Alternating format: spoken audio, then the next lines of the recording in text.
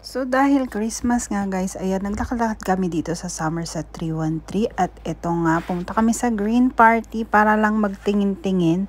Pero dahil, ayan, may naispatan akong magandang bagay dito, ayan, magandang bagay dito. Talagang binalikan ko siya guys at ayan nga, napansin siguro ng amo ko na gustong gusto ko siya at nilapitan din ng mga bata, ayan. So, napagdesisyonan ng amo ko na bilan kami ng isang box ng mystery item ng Kimon, ayan. So, mystery items, hindi namin alam kung ano yung nakalagay sa bawat box. At sa bawat box, may 6 pieces siyang laman. So, yung isang whole box ay nagkakahalaga ng $120. Ayan, $120 po yung isang box na may lamang 6 pieces. At ito na nga guys, nagarap na kami ng pupwestuhan. Ayan, may ebidensya, hawak-hawak ko na siya.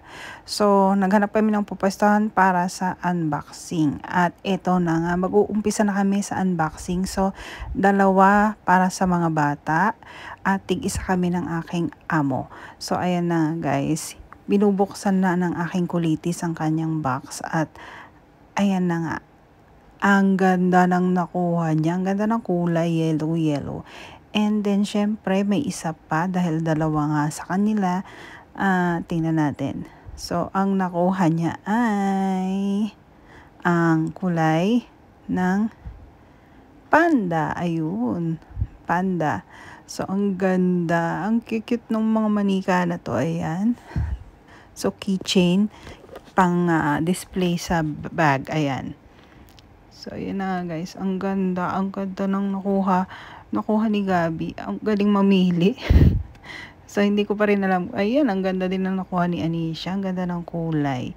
So, excited si Gabi. Gusto niya siya latang magbubukas. So, ayan na nga. Binuksan na nga ni Anisha. At tingnan natin yung kulay ng nakuha niya. Cute din. Kulay blue.